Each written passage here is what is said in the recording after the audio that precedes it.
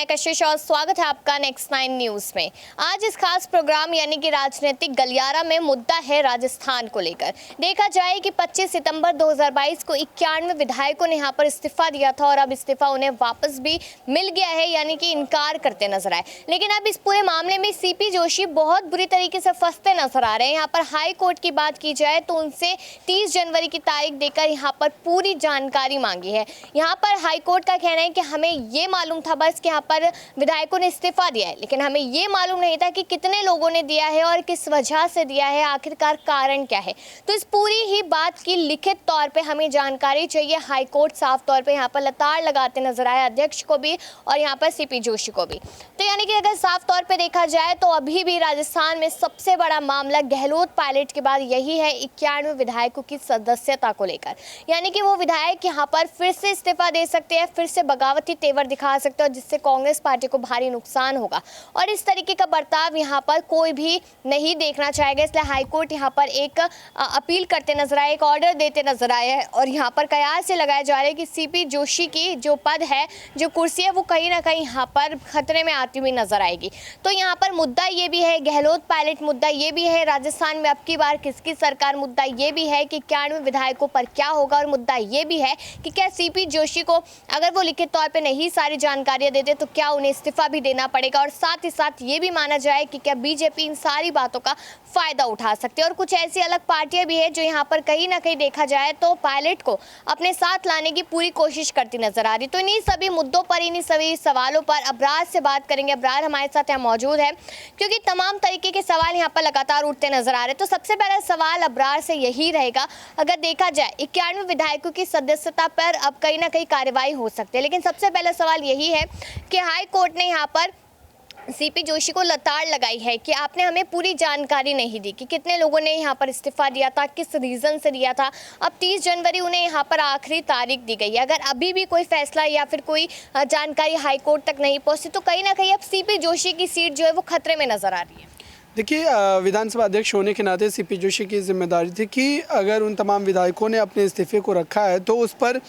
पूरी तरीके से जो है तमाम जानकारी जो है देनी चाहिए थी। लेकिन अभी की अगर बात की जाए तो जिस तरीके से लगातार हाईकोर्ट का रवैया सख्त नज़र आ रहा है तो उससे यही कहा जा सकता है कि राजस्थान में सीपी जोशी के लिए काफ़ी ज़्यादा मुश्किलें बढ़ सकती हैं आने वाले समय में, क्योंकि कोर्ट ने सीधे तौर पर एक बात कही है कि विधानसभा अध्यक्ष होने के नाते उनकी ये जिम्मेदारी थी कि वो देश में माफ़ कीजिएगा प्रदेश में जो सरकार चल रही है उस सरकार के भीतर जो भी तमाम सारी चीज़ें हो रही है या फिर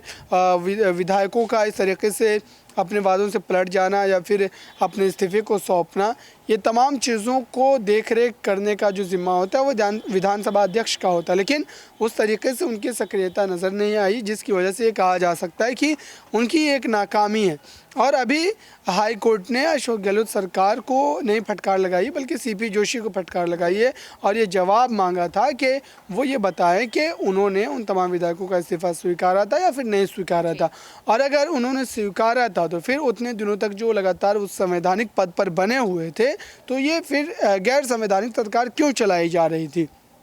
ये तमाम कई बड़े सवाल है जिसको लेकर के लगातार बातें की जा रही है, लेकिन अब तक कि अगर बात की जाए तो सीपी जोशी की तरफ से कोई भी जवाब दाखिल नहीं किया गया है। लेकिन अगर यहाँ पर देखा जाए तो ये कहा जा रहा है कि गहलोत के इशारे पर, सीएम गहलोत के इशारे पर उन लोगों ने यहाँ पर इस्तीफा दिया और उसके बाद यहाँ पर ये बात अंदरूनी तौर पर कहीं ना कहीं सामने आती नजर आई और सीपी जोशी ने उन पर फैसला इसलिए नहीं लिया क्योंकि यहाँ पर सीपी जोशी कहीं ना कहीं गहलोत के बहुत करीबी माने जाते हैं। तो क्या हाईकोर्ट के सामने इतना ये छोटा रीजन दे सकते हैं सीपी जोशी, क्योंकि अभी यहाँ पर जो तलवार लटकी हुई है खतरे की वो ना तो गहलोत पे है ना विधायकों पर है, वो सीपी जोशी पर है। तो क्या फैसला यहाँ पर ले सकते हैं, क्योंकि डर ये कांग्रेस पार्टी को बना हुआ है, कहीं ना कहीं एक मजबूरी कह लीजिए कि अभी उन्होंने यहाँ पर बगावत की थी, आने वाले समय में वो फिर बगावत कर सकते हैं। तो क्या कुछ यहाँ पर सीपी जोशी कहते नजर आएंगे या फिर क्या लगता है कि हाईकोर्ट यहाँ पर क्या कुछ फैसला ले सकता है? देखिए, हाईकोर्ट अभी इस पूरे मामले को जो है विचाराधीन रखे हुए हैं और हाईकोर्ट की तरफ से जो तमाम बातें कही जा रही है वो हो सकता है कि अगर चुनाव से ठीक पहले इस पूरे मामले पर फैसला हाईकोर्ट की तरफ से आता है तो जाहिर सी बात है कि अशोक गहलोत सरकार के लिए काफ़ी ज़्यादा नुकसानदेह होगा और सत्ता में मुख्यमंत्री के तौर पर कार्यभार जो संभाल रहे अशोक गहलोत, उनको ये बात अब तय करनी पड़ेगी कि उन्होंने अगर तमाम विधायकों का इस्तीफा दिलवाया था या उन्होंने अपने मन से ही दिया था तो फिर उन्हें मंत्री पद पर रखे क्यों हुए थे और वो लगातार अपने ऑफिस में क्यों आ रहे थे, ये तमाम जानकारी कोर्ट के भीतर उनको देनी ही पड़ेगी, क्योंकि कोर्ट ने सीधे तौर पर कहा है कि अगर उन्होंने इस्तीफ़ा दिया तो फिर सीपी जोशी को ये बात स्पष्ट करनी चाहिए थी कि वो इस्तीफ़ा उनका स्वीकारा गया या फिर नहीं स्वीकारा गया, और अगर स्वीकार लिया गया तो फिर वो ऑफिस को क्यों आ रहे थे, तमाम संवैधानिक पदों पर क्यों अपनी जिम्मेदारी को निभा रहे थे। इस बात को लेकर के खुद जो है सतीश पुनिया ने भी निशाना साधा था कांग्रेस पार्टी की सरकार पर, कांग्रेस का आला कमान पर, कि वो ये बात बताए कि ये जनता क्या जिसको वोट दी थी वो अभी भी उस पद पर बने हुए या उनका इस्तीफ़ा नहीं स्वीकारा गया है। ये तमाम चीज़ें ऐसी है जिस पर जो है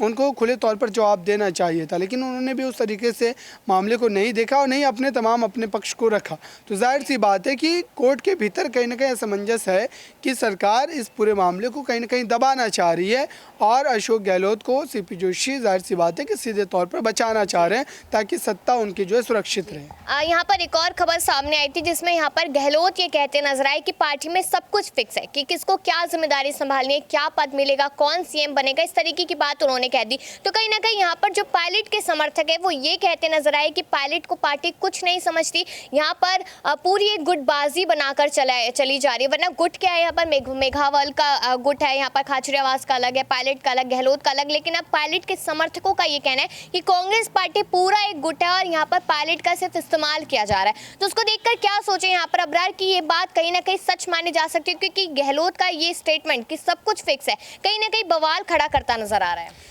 देखिए, अशोक गहलोत सीधी सी बात है कि राजस्थान में सत्ता को बचाए रखने के लिए तमाम तरीके की तरकीब अपना रहे हैं और इसी वजह से लगातार वो कहीं ना कहीं पार्टी के अगर और नेताओं की बात की जाए तो उनको भी अपने साथ लाने की कोशिश उनके द्वारा लगातार की जा रही है। हालांकि इस समय राजस्थान में चुनाव होने वाले हैं साल के आखिर में, तो जाहिर सी बात है कि अशोक गहलोत यही चाहेंगे कि इस तरीके के बयान दे करके वो कहीं ना कहीं